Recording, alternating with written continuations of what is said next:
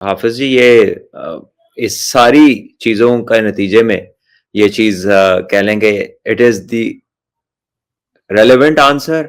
और अभी के लिए यही जवाब है।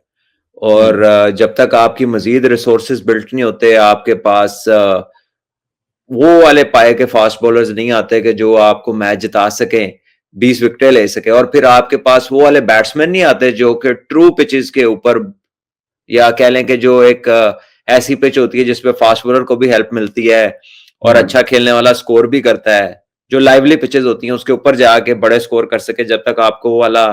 कह लें कि कॉन्फिडेंस नहीं आता, तो तब तक के लिए आपके पास यही जवाब है। और यकीनन ये जवाब में वेरिएशंस आएंगी जब आपके सामने सवाल में वेरिएशंस आएंगे। जब आप सवाल की बात करते हैं तो इसका मतलब है ऑपोजिशन जब कोई और होगी।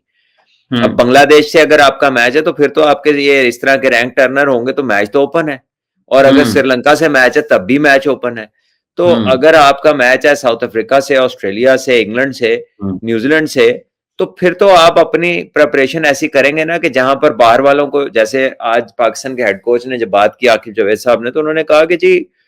जब हम ऑस्ट्रेलिया या साउथ अफ्रीका जाते हैं हमें पता होता है कि एक्स्ट्रा ऑर्डिनरी खेलेंगे तो जीतेंगे, क्योंकि वहां पे मखसूस कंडीशंस बनाई जाती हैं जिसपे हमें मुश्किल होती है। तो वैसे ही जब यहाँ पे भी जिस टीम ने टूर करना है उसको भी ये पता होना चाहिए कि हम कोई एक्स्ट्रा ऑर्डिनरी तैयारी होगी हमारी, को बहुत आला क्रिकेट खेलेंगे, कुछ स्पेशल चीज करेंगे तो जीतेंगे। तो उसमें पाकिस्तान के पास जो है फिलहाल वो यही जवाब है कि आप स्पिनिंग ट्रैक बनाएं। हमारे अजीबोगरीब फिक्रें हैं लोगों की, यानी कि अभी पहले सीरीज नहीं जीत रहे थे तो क्रिकेट खत्म हो रही थी, अब जीत रहे हैं तो अब कह रहे हैं फास्ट बॉलरों का क्या होगा। तो पहले जो फास्ट बॉलर थे आपके, जिनकी आप मिसालें देते हैं, वो सफेद विकेटों पे ही आउट करते थे, वो तो बैटिंग विकेटों पे आउट करते थे, और वो रिवर्स करते थे, और वो 130 वाले नहीं होते थे, वो 150 150 के इर्द गिर्द वाले होते थे। 135 वाले तो आप मीडियम फास्ट कहते थे। तो आपको अपनी कुछ चीजें हैं जो पहले जैसी नहीं है तो उनको ठीक करना है ना, अगर उनको उस जगह पे लाना है तो फिर जो हमने बात की है यहाँ पर कि डोमेस्टिक क्रिकेट में आपको वेरिएशन देनी होगी पिचेस में। डोमेस्टिक क्रिकेट में आपको सिनारियोज क्रिएट करने होंगे ताकि लड़के उस हिसाब से आपके सामने आए, और उस मतलब उनकी जब ग्रोथ हो एज क्रिकेटर्स तो वो सारी कंडीशंस से होके गुजरे। तो मेरा ख्याल है कि उनका जवाब बिल्कुल रीजनेबल था और लॉजिकल था, लेकिन जो कंसर्न्स थे हमारे सवाल पूछने वालों के वो अजीबोगरीब किस्म के थे। वो ऐसा लग रहा था कि वो तमीद बांध लेते हैं लंबी सी, लेकिन एंड में ये नहीं डिसाइड कर पाते थे कि पूछना क्या है, अनफॉर्चुनेटली। बट सर दूसरा ये है कि पाकिस्तान अगर इमामुल हक को खिलाता है इस टेस्ट मैच में दूसरे में, तो आप के ख्याल में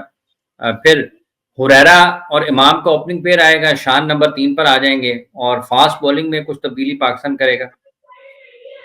देखिए अब इसमें क्या मालूम कि शान 3 पे आएंगे या इमाम 3 पे आएंगे, या इमाम किस नंबर पे आएंगे, शान किस नंबर पे आएंगे, या इमाम और शान ओपन जाएंगे तो हुरैरा नीचे जाएंगे। क्योंकि देखिए वेस्ट इंडीज ने जो अपनी ओपनिंग की है बॉलिंग की, वो तो लेफ्ट आर्म स्पिनर के साथ की। तो अगर लेफ्ट आर्म स्पिनर ही उनकी स्ट्रेटेजी है या उनके पास 2 लेफ्ट आर्म स्पिनर हैं, तो फिर तो लेफ्ट हैंडर को बढ़ाना जो है वो इट मेक्स सेंस। ठीक है, लेकिन अब लेफ्ट हैंडर्स उसको कोप किस तरह करते हैं वो बड़ा इंटरेस्टिंग होगा। और इमाम का पाकिस्तान में रिकॉर्ड अच्छा है काफी, लेकिन इस तरह की पिचेस पे वो भी पहली दफा एक्सपोज होंगे इतनी स्पिन ट्रैक्स के ऊपर। तो देखना होगा कि अब क्योंकि उन्होंने अपने सामने मैचेस देख लिए हैं, ड्रेसिंग रूम शेयर कर लिया, उस पिच के ऊपर अपने प्लेयर्स को देख लिया, वो भी देख लिया कि कौन से प्लेयर्स यहाँ पे स्कोर कर रहे हैं, किस तरह से स्कोर हो रहा है, तो उनकी तैयारी कैसी है इसका भी पता लग जाएगा जब उन्हें मौका मिलता है, अगर मिलता है। और इट मेक सेंस कि आप फास्ट बॉलर ना खिलाएं, क्योंकि एक ओवर अगर आपने कराना है या नहीं कराना मैच में एक भी, तो फिर वो तो जगह ऑक्यूपाई करने वाली बात है ना। फिर बेहतर है कि वहां पे बैट्समैन खिला लिया जाए, क्योंकि 3 स्पिनर तो आपके ऑलरेडी खेल रहे हैं।